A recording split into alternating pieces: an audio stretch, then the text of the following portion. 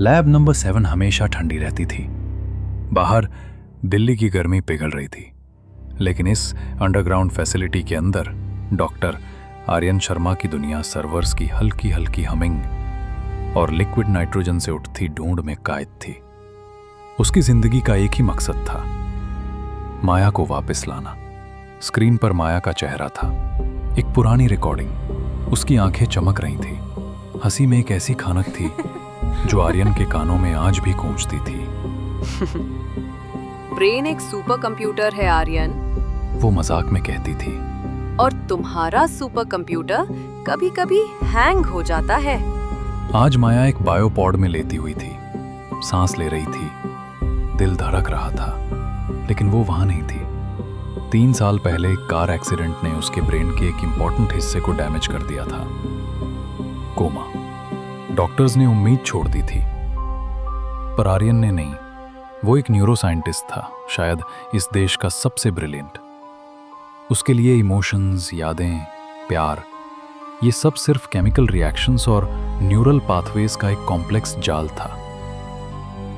आखिर मैं कौन हूं? ये सवाल उसके लिए आसान था।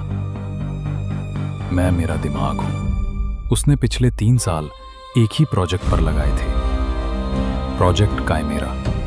एक ऐसी टेक्नोलॉजी जो एक कॉन्शियसनेस को, एक मन को, एक डैमेज ब्रेन से निकालकर एक डिजिटल मैट्रिक्स में ट्रांसफर कर सके।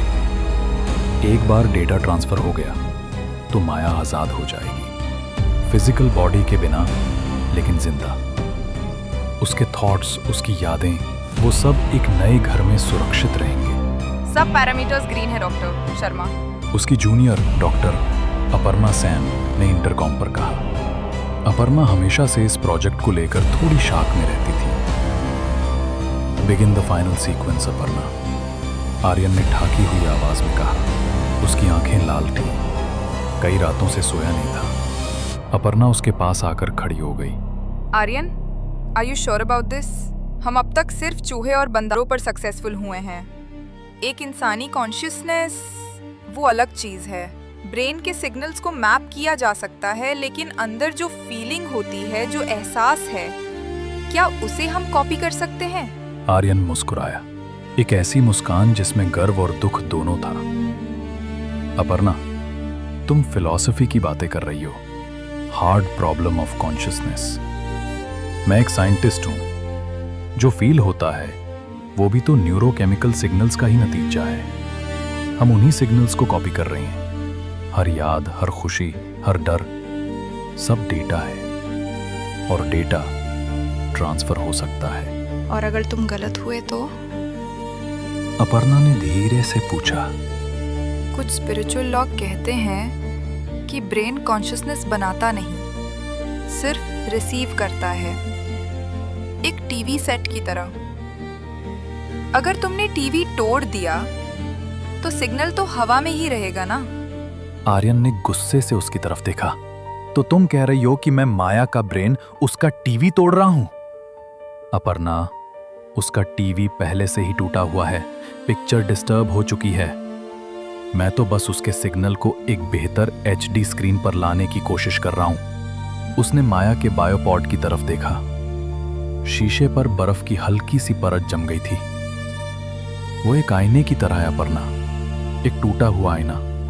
रिफ्लेक्शन खराब हो गया है। मैं आईना नहीं, उसमें दिख रही रोशनी को बचा रहा हूं। अपर्णा ने एक लंबी सांस ली।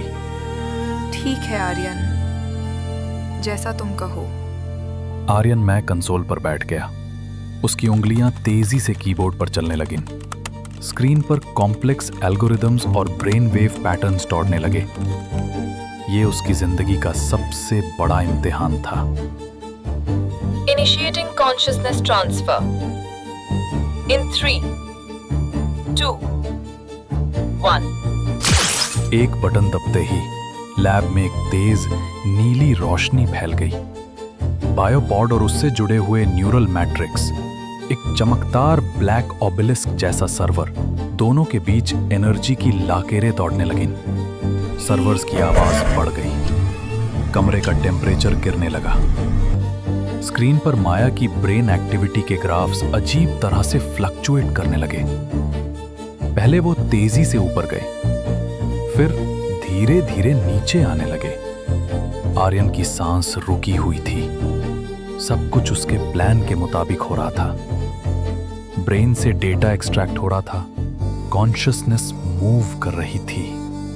Transfer 70% complete, 85%, 95%। तभी एक रेड लाइट जलने बुझने लगी। एक वार्निंग अलार्म बजने लगा। क्या हुआ? आर्यन चिल्लाया। EEG फ्लैटलाइन हो रहा है। अपर्णा की आवाज में डर था। आर्यन, उसके ब्रेन की एक्टिविटी खत्म हो रही है। होल्ड ऑन, बस थोड़ा और। आर्यन सिस्टम को स्टेबल करने की कोशिश कर रहा था। उसकी आंखों के सामने माया का चेहरा घूम रहा था। वो उसे खो नहीं सकता था। Transfer complete. कंप्यूटर ने शांति से अनाउंस किया। अलार्म बंद हो गया। नीली रोशनी गायब हो गई। लैब में एक अजीब सी डरावनी खामोशी छा गई। बायोपॉड से जुड़े मॉनिटर पर एक लंबी सीधी हरी लाकेर थी।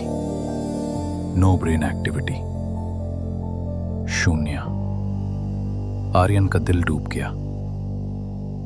लेकिन फिर उसकी नजर न्यूरल मैट्रिक्स से जुड़े मे स्क्रीन पर पड़ी। वहां डेटा स्ट्रीम हो रहा था, यादें रेंडर हो रही थे। उसने एक फोल्डर पर क्लिक किया, एक वीडियो फाइल खुली। ये उनकी पहली एनिवर्सरी का वीडियो था। माया हंस रही थी, बिल्कुल वैसी ही हंसी। देखा अपर्णा? आर्यन की आवाज कांप रही थी, लेकिन उसमें एक जीत थी। She is here. वो यहां है, वो जिंदा है। अपर्णा ने कोई जवाब नहीं दिया। वो बस बायोपॉड को देख रही थी, जहां अब माया का जिस्म था, एक खाली खोल। आर्यन ने अगले कुछ घंटे मैट्रिक्स के अंदर माया की दुनिया को एक्सप्लोर करते हुए बिताए। उसने उसकी बचपन की यादें देखी, उनकी पहली मुलाकात का एहसास पढ़ा, उसके डर को डेटा पॉइंट्स में एनालाइज किया। सब कुछ था, हर एक डिटेल। लेकिन फिर भी कुछ अधूरा था। उसने उनकी शादी का दिन प्ले किया। डेटा ने बताया कि उस दिन माया हैप्पी थी। डोपामीन और सेरोटोनिन के लेवल्स 98% थे।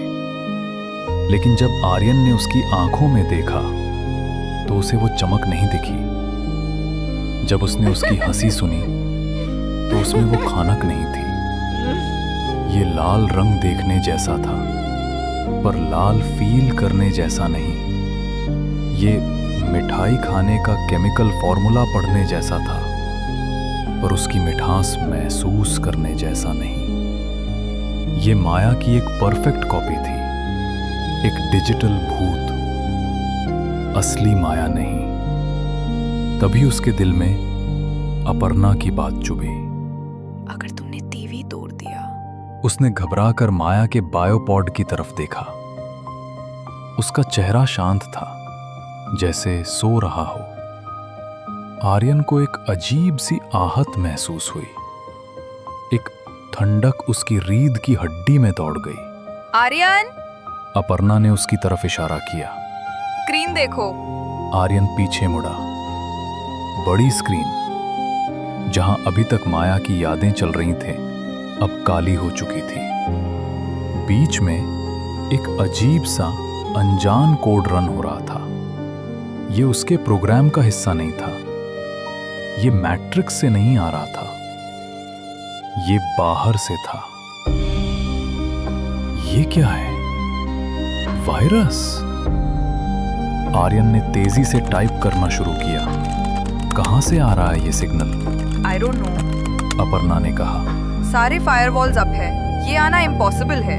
कोड तेजी से बदल रहा था, जैसे कोई कुछ लिखने की कोशिश कर रहा हो। फिर सारा कोड गायब हो गया। स्क्रीन पर सिर्फ एक शब्द आकर रुक गया। एक ऐसा शब्द जिसे देखकर आर्यन की रूह कहां गई। AAINA। आईना, मिरर, अपर्णा ने फुसफुसाते हुए कहा। आर्यन ने अपने कांपते हाथों से कीबोर्ड पर टाइप किया, हु आर यू। स्क्रीन पर कुछ देर खामोशी रही। लैब में सिर्फ उनकी सांसों की आवाज थी। फिर नए शब्द उभरे। तुमने आईना तोड़ दिया। आर्यन अपनी कुर्सी से गिर पड़ा। उसका दिमाग सुन्न हो गया था। ये माया नहीं हो सकती थी। माया तो मैट्रिक्स में थी। उसका डेटा, उसकी यादें, सब वहां थी। तो फिर ये कौन था? उसे अपर्णा के शब्द याद आए। ब्रेन कॉन्शियसनेस बनाता नहीं है, सिर्फ रिसीव करता है। डैमेज सिर्फ डिवाइस को होता है, असली सिग्नल अनटच्ड रहता है। उसे समझ आ गया। उसने जो मैट्रिक्स में ट्रांसफर किया था वो सिर्फ रिफ्लेक्शन था, आईने में दिखने वाली रोशनी की एक कॉपी। असली रोशनी, असली कॉन्शियसनेस, असली माया, वो तो हमेशा से आजाद थी। बस अपने टूटे हुए आईने, अपने डैमेज्ड ब्रेन के जरिए खुद को एक्सप्रेस नहीं कर पा रही थी। और आर्यन ने उस आईने को हमेशा के लिए तोड़ दिया था। उसने उस डिवाइस को बंद कर दिया था जिससे वो सिग्नल इस दुनिया से जुड़ता था। स्क्रीन पर आखिरी बार कुछ बदला। नए शब्द चमके जो सवाल नहीं, एक बयान थे। एक ठंडा, बेबाक सच। मैं कहाँ जाऊं? आर्यन उस काली स्क्रीन को देखता रहा। एक तरफ उसकी पत्नी का बेजान जिस्म पड़ा था, दूसरी तरफ उसकी यादों का एक डिजिटल कब्रिस्तान था। और इन दोनों के पार कहीं इस यूनिवर्स के अंधेरे में एक सिग्नल भटक रहा था। एक कॉन्शियसनेस जिसका रिसीवर अब हमेशा के लिए खामोश हो चुका था। लैब अब भी ठंडी थी। आर्यन ने साइंस की सबसे बड़ी जीत हासिल करने की कोशिश की थी और बदले में उसने फिलॉसफी का सबसे गहरा सच सीख लिया था। वो दिमाग नहीं था, वो रोशनी थी। और उसने आईना तोड़ दिया था।